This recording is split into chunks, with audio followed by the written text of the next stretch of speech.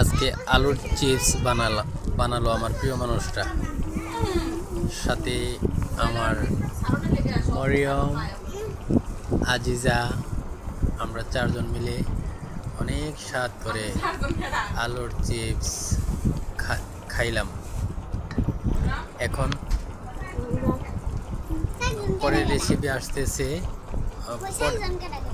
Recipe আসতেছে চানাচুর ভাজা, চানাচুরের মশলা ভাজা।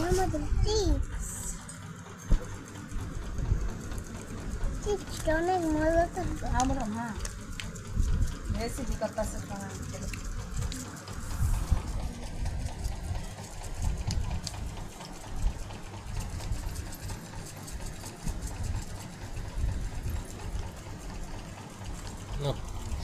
খাও।